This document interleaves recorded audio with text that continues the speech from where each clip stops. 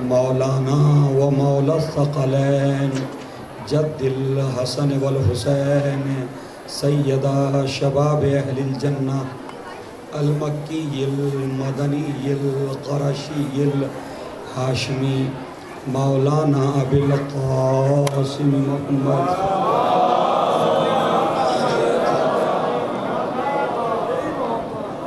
والصلاة والسلام على أهل بيته الطيبين الطاهرين المعصومين المظلومين المنتجبين المنتخبين ولعنة الله على أعدائهم أجمعين من يومنا إلى قيام يوم الدين.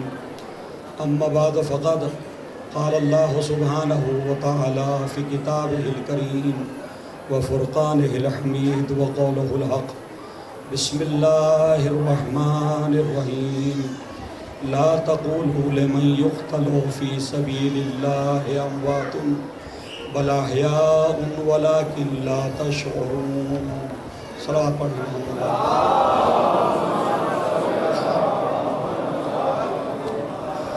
عزیزان گرامی، مسلسل چاند رات سے ابھی تک آپ حضرات سیرت محمد و آل محمد اور امام حسین علیہ السلام اور شہداء کربلا کے سلسلے میں مسلسل آپ مجالس سماعت فرما رہے ہیں. اور جیسا کہ ابتدا میں ایسا لگا کہ شاید اس سال ہم پرسہ نہ دے سکیں گے، ہم مجالس برپا نہ کر سکیں گے، ہم فرش عزا نہ بچھا سکیں گے، لیکن مولا کا لاکھ لاکھ کرم ہے. ہر انسان کو ہر نماز کے بعد شکر ادا کرنا چاہیے خدا کا کہ اس نے ہمیں پھر ایک مرتبہ وہ موقع دیا کہ جس طرح سے ہم ہر سال عزاداری کر رہے تھے اسی طرح سے مجلس برپا ہوں. اور مولا کا بھی شکر ادا کرنا چاہیے کہ انہوں نے ہمیں اس لائق سمجھا کہ ہم ان کی فرش عزا بچھا سکیں. یقین جانیے کہ جو ہم یہ فرش عزا بچھاتے ہیں اس میں کوئی ہمارا کمال نہیں ہے، یہ تو مولا کی طرف سے انتخاب ہے کہ جس کو مولا اپنی خدمت کے لیے منتخب کر لیں. اور اس سے زیادہ کیا شرف ہو سکتا ہے کہ معصوم ایک خطا کار کو اپنی خدمت کے لیے منتخب. صلوات پڑھیں محمد والے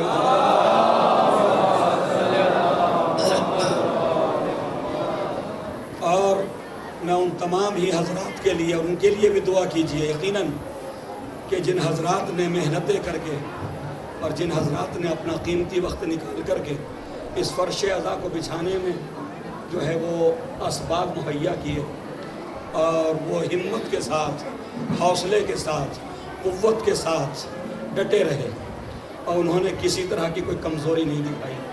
خداوند عالم تمام ہی عزاداران سید الشہداء کو جہاں جہاں بھی عزادار ہیں، جہاں جہاں عزاداری ہو رہی ہے، سبھی کو اپنے حفظ و امان میں رکھے.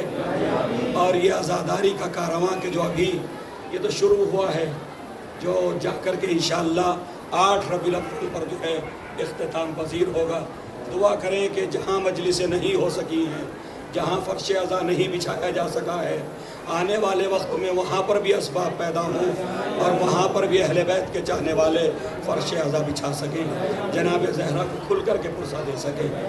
عزیزو، میں یہاں کوئی تقریر کرنے کا ارادہ نہیں ہے میرا.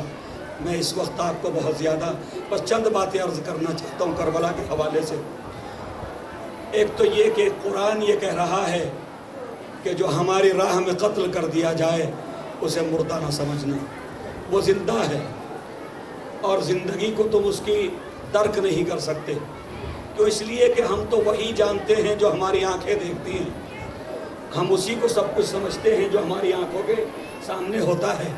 لیکن ان آنکھوں کے پیچھے بھی ایک دنیا ہے کہ جو ہم نے نہیں دیکھی ہے، اور وہ دنیا وہ ہے کہ جس سے کسی کو انکار نہیں ہے.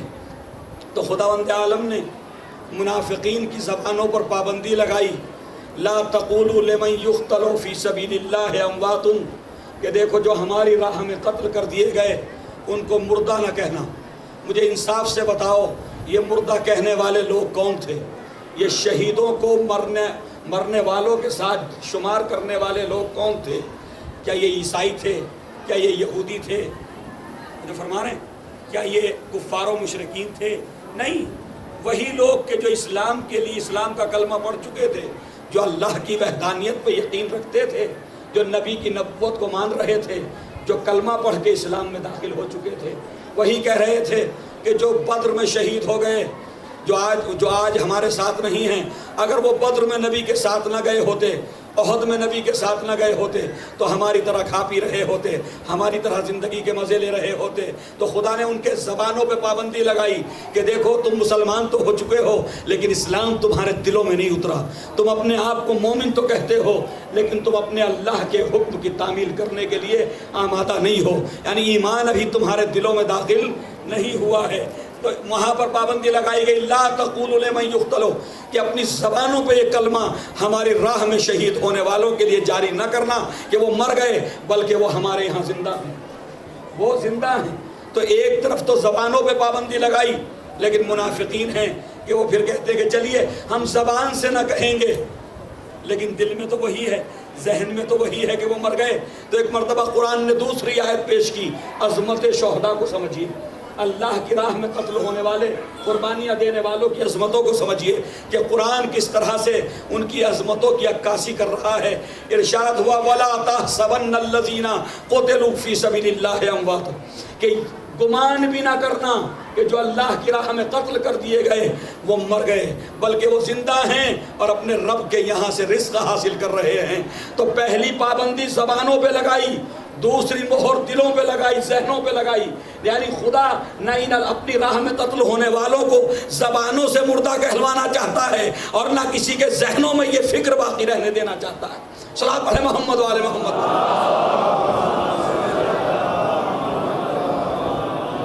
اور آج کیونکہ یوم عاشور ہے، اور یوم عاشور اسلام کی بقا کا دن ہے، یوم عاشور اسلام کو کنٹینیو کرنے کا دن ہے، یوم عاشور انسانیت کی بقا کا دن ہے، شریعت محمدی کی حفاظت کا دن ہے، یہ وہ قربانیوں کا دن ہے، عظیم قربانیوں کا دن ہے کہ اگر یہ یوم عاشور نہ ہوتا تو آج امت مسلمہ کے پاس وہ اسلام نہ ہوتا جو نبی لے کر کے آئے تھے، یہ قرآن نہ ہوتا جو آج ہمارے گھروں میں ہے، جس کا ہم احترام کر رہے ہیں، جس کے بتائے ہوئے راستے پر ہم چل رہے ہیں۔ تو عزیزان گرامی، دین الہی ختم ہو جاتا، اسلام مٹا دیا جاتا۔ آج یہ عاشور ہی کی وجہ سے یہ پورا جو ہے اسلام کا سلسلہ ہمارے پاس، انبیاء کا اگر احترام ہے تو وہ اسی عاشور کی وجہ سے ہے۔ اور کیوں؟ اس لیے کہ امام حسین نے، یزید چاہتا تھا فرزند رسول میری بیعت کر لیں، یہی تھا نا مسئلہ، بیعت ہی کی تو بات تھی، میری بیعت کر لیں۔ کیا مطلب بیعت کر لیں؟ یعنی بیچوں و چرا میری جو ہے وہ اطاعت کریں، جو میں چاہتا ہوں ویسے ہی کریں، یہی تو ہے بیعت کے معنی، یعنی اپنے آپ کو حاکم کے سپرد کر دینا، یعنی اس کے ہر عمل کو قابل عمل سمجھنا، لائق عمل سمجھنا، اسے اپنے لیے نمونہ عمل قرار دینا، اس کو آئیڈیل بنانا، یہ ہے بیعت کے معنی۔ یعنی ایک طرح سے بیعت اپنے نفس کو بیچنے کا نام ہے، عربی میں بیعت کے معنی بیچنے کے ہیں، بیچنے کا نام ہے کہ ہم آپ کے ہیں، آپ جیسے کہیں گے ویسے۔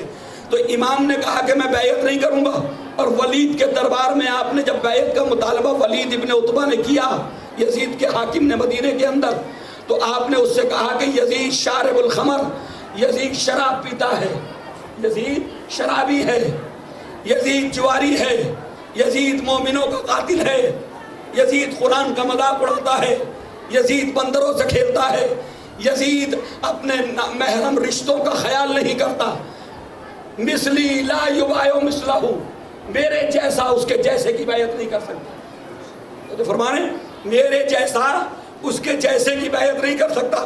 میں کہوں گا فرزند رسول، مسئلہ آپ کا اور یزید کا ہے، لڑائی آپ کی اور یزید کی ہے، یہ کہیے حسین یزید کی بیعت نہیں کر سکتا، بات ختم ہو جائے گی۔ اے میرے مولا نے کہا نہیں، میں یہ نہیں کہوں گا کہ حسین یزید کی بیعت نہیں کریں گے، میں یہ کہوں گا میرے جیسا یزید جیسے کی بیعت نہیں کرے گا۔ کیوں؟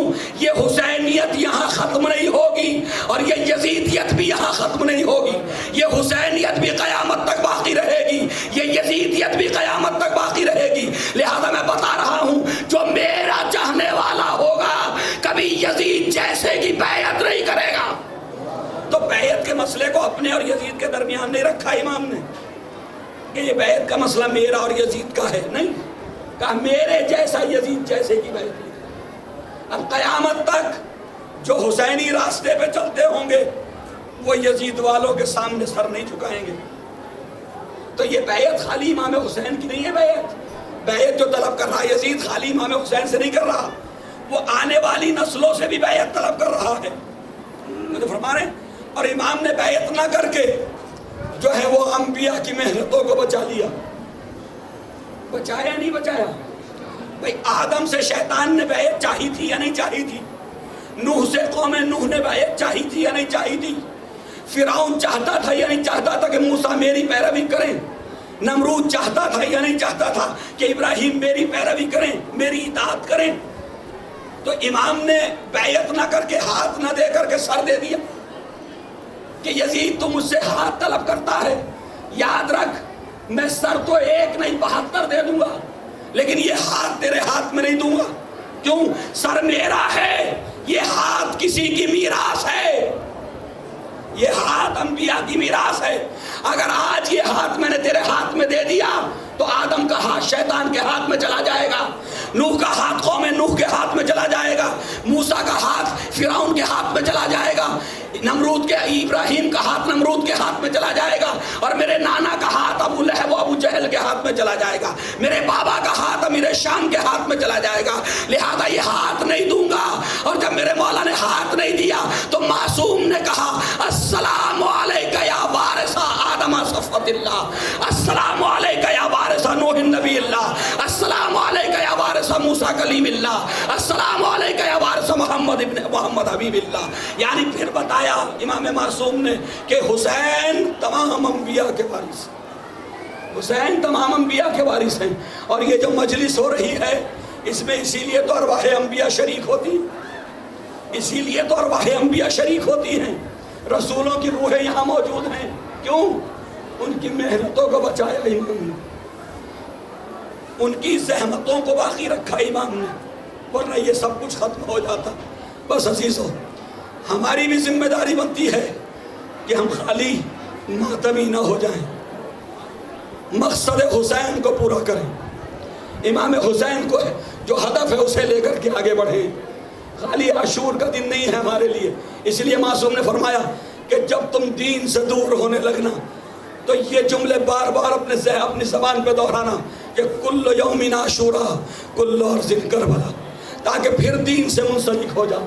تو خالی عاشور کو ہمیں دیندار نہیں ہونا ہے، خالی محرم میں ہمیں دیندار نہیں ہونا ہے، دین کو ہمیں اپنی زندگی کے لہجے لہجے میں ایک ایک لمحے میں اتارنا ہے، اور ہمیں مقصد کربلا کو آگے بڑھانا ہے، مقصد امام حسین کو آگے بڑھانا ہے۔ خدا کی قسم یہ عزاداران امام حسین کہ اس پورا شوق دور میں بھی کہ جب ہر طرف خطرے منڈلا رہے ہیں، یوں تو عزاداری فرش عزا کبھی ایسا نہیں ہوا کہ یہ نہ ہوئی ہو۔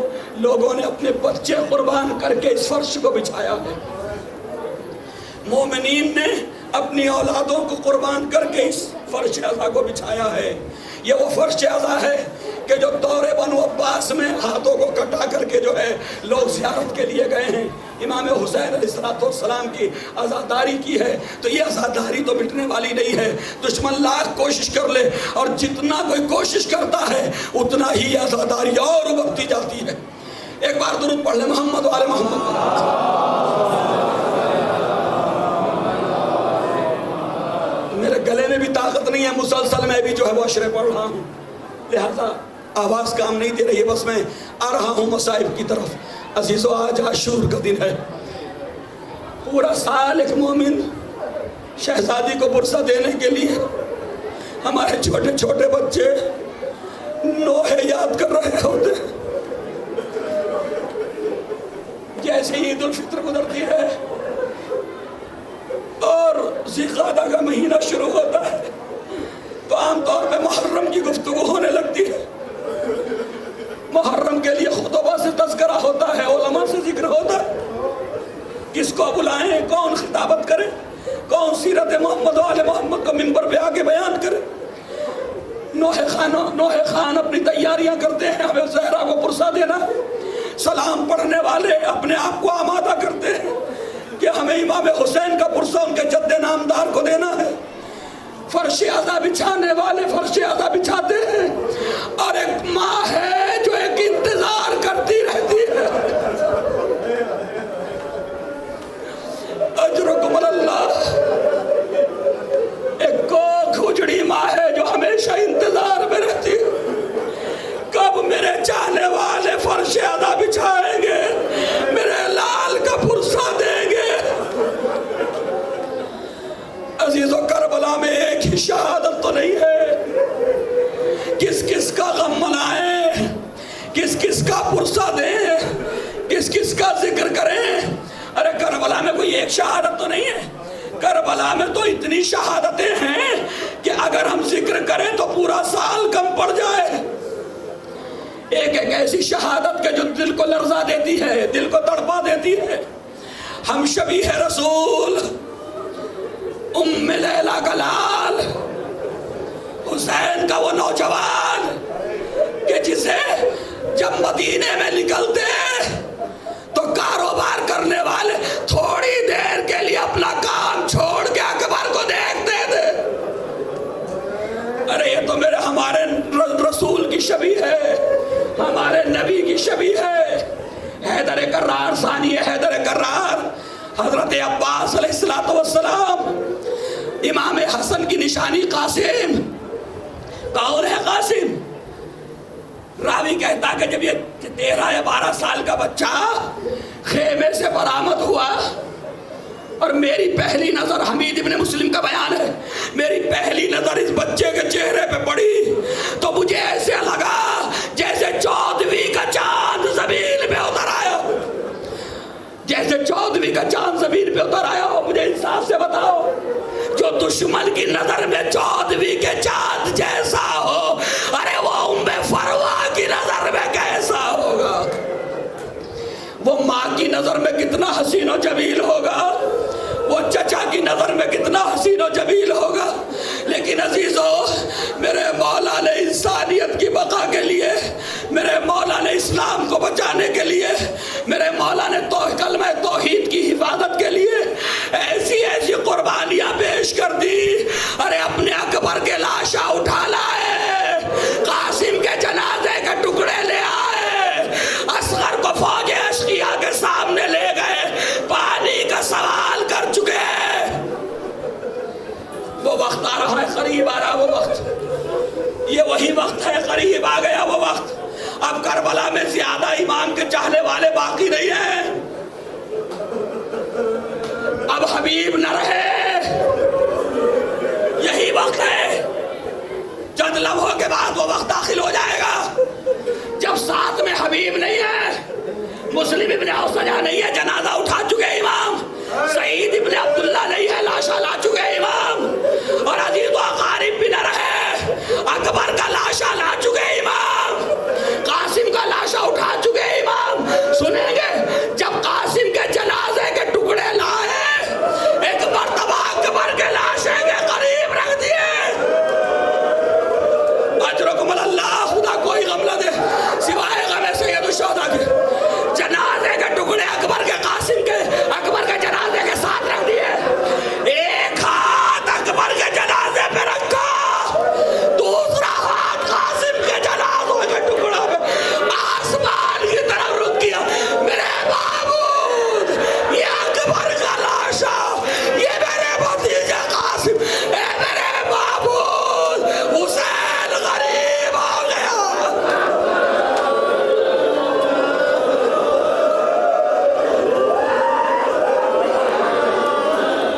میرے معبود حسین غریب ہو گیا۔ اجرکم اللہ۔ ایک ایک لاشا لے آئے آپ کے مولا، ایک ایک لاشا لے آئے، 70 لاشیں اٹھا چکے، لیکن نہ جانے ایک ششماہا میں کتنا وزن تھا مجھے نہیں معلوم۔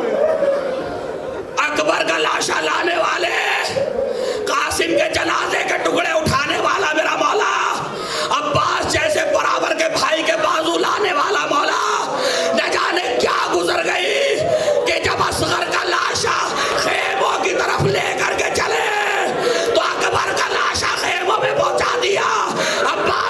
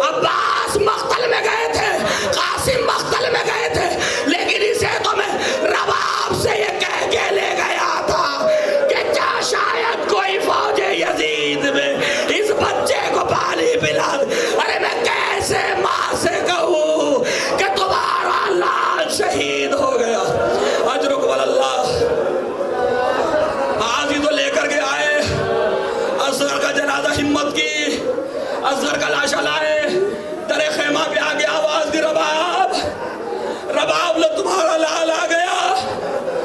اس سے پہلے کہ رباب باہر آتی، سکینہ آ گئی، ہاتھوں کو جوڑ کے پوچھا بابا بھیا کو پانی پلانا ہے، بابا بھیا کو پانی پلانا ہے۔ روایت کہتی میرے مولا سر کو جھکائے کھڑے رہے، سکینہ کو کوئی جواب نہ دیا۔ ارے کیا جواب دیتے بیٹی کو؟ رباب آئی، حسین سر جھکائے کھڑے تھے، ہاتھوں کو رباب کی طرف بڑھا دیا، اب جو رباب کی نظر پڑی، ارے چیخ نکل گئی، یا بنیا مثلو کا یولد، اے میرے لال کیا تیرے جیسے بچے بھی نہر کیے جا۔ بیویوں میں آہو فغا کی آوازیں بلند ہوئی، واسغرا وا محمدہ، ماتم ہونے لگا خیام امام حسین میں۔ اب میں اس سے آگے نہیں بڑھ سکوں گا، میرا گلا ساتھ نہیں دے رہا، لیکن ہاں سنیے ذرا، تاریخ کہتی اب اصغر بھی نہ رہے، حسین یک کو تنہا رہ گئے کربلا میں، حسین یک کو تنہا رہ گئے کربلا میں۔ ایک مرتبہ در خیمہ پہ آئے، یا زینب، یا ام کلثوم، یا فضہ، رقیہ، سکینہ، علیکن منی السلام، تم سب پر میرا سلام ہو۔ اور یہ کہہ کر کے امام نے رخصت چاہی، جناب زینب کبریٰ نے کہا میرے ماں جائے، یہ بیویاں چاہتی ہیں آپ ایک بار خیمے کے اندر آ جائیں، ہم چاہتے ہیں کہ آپ کو الوداع کہہ دیں، ہم چاہتے ہیں آپ کو خدا حافظ کر دیں۔ تاریخ کہتی میرے مولا بیویوں نے حلقہ بنا لیا، میرے مولا بیویوں کے درمیان حلقے میں آ گئے، ایک ایک بیوی کے قریب سے گزرتے جاتے کہتے جاتے بہن ام کلثوم خدا حافظ، بہن ام کلثوم خدا حافظ، میری ماں جائی زینب خدا حافظ، ام لیلا خدا حافظ، ام رباب خدا حافظ، اے بیٹی فاطمہ خدا، ایک ایک کو خدا حافظ کہہ رہے تھے۔ ایک مرتبہ ایک چھوٹی سی بچی باپ کے پیروں سے لپٹ گئی، بابا کس کے حوالے کر گئے ہو؟ بابا چاروں طرف اشقیاء کا بدوا ہے، یہاں کوئی جانے والا نہیں ہے۔ بابا جب سے کربلا میں آئے ظلم پہ ظلم ہو رہے، بابا اب تو چچا نہ رہے، بھیا اکبر نہ رہے۔ میرے مولا نے ایک مرتبہ سکینہ کو گود میں اٹھایا، پیار کیا، اے بیٹی سکینہ ابھی تک تم میرے ساتھ رہا کرتی تھی، اصغر اپنی ماں کے ساتھ سوتا تھا، رباب کے پاس سوتا تھا، آج سے اصغر ہمارے ساتھ رہیں گے، تم اپنی ماں کے ساتھ رباب کے ساتھ رہنا۔ ایک مرتبہ بچی نے ہاتھوں کو جوڑا، اچھا بابا جانا ہی چاہتے ہو تو آخری مرتبہ اپنی بیٹی کو اپنے سینے پہ لٹا لو،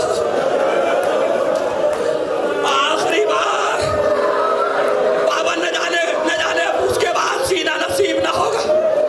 میں ایک مرتبہ میرے مولا نے در خیمہ کے باہر جلتی ہوئی ریت، تپتی ہوئی ریت، میرے مولا اس ریت پہ لیٹ گئے، سکینہ کو لیا اپنے سینے پہ لٹا لیا، چند دیر گفتگو ہوتی رہی، ایک مرتبہ سکینہ کو نیند آ گئی، سکینہ کو نیند آ گئی، ایک مرتبہ میرے مولا نے زینب کو آواز دی ماں جائی، ارے سکینہ سو گئی ہے، بہن اس کا خیال رکھنا،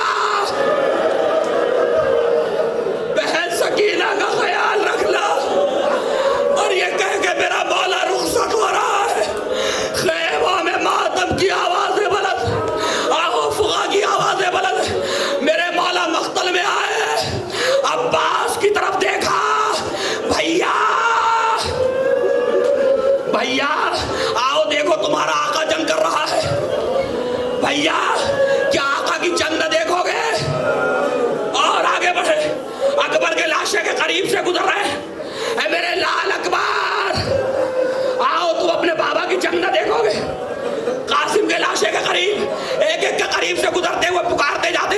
اور پھر جب ایک مرتبہ جنگ کرنا شروع کی میرے مولا نے تو آواز دیتے جاتے اے لعینو تم نے میرے بیٹے اکبر کو مار دیا, اے لعینو تم نے قاسم کے جنازے قاسم کے ٹکڑے کر دیے, اے لعینو تم نے میرے اصغر کے تیر مارا, اے لعینو تم نے میرے بھائی کے بازو قلم کر دیے. یہ کہتے ہوئے حملہ کرتے جاتے ہیں.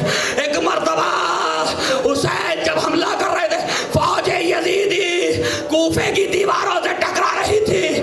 وہ ایک مرتبہ ندا آئی اے میرے حسین بس نیام کو تلوار کو نیام میں رکھا. ارے اب کیا تھا, تلواریں چلنے لگی, تیر برسنے لگے, نیزے چلنے لگے. تاریخ کہتی جس کے پاس ہتھیار نہ تھے وہ اپنے دامن میں پتھر اٹھائے ہوئے اجرکم اللہ, وہ اپنے دامن میں پتھر بھرے ہوئے بالا کے پتھر مار رہا تھا. میں ایک منظر یاد دلاؤں گا, سنیں ذرا. مولا گھوڑے کی پشت پر تھے, ابھی گھوڑے کی پشت پر تھے.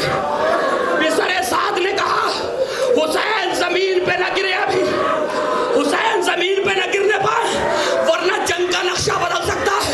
کہا پھر کیا کریں, کہ کچھ برچھی کچھ نیزے لیے ہوئے داہنی طرف ہو جاؤ, کچھ نیزے لے کر کے بائیں طرف ہو جاؤ.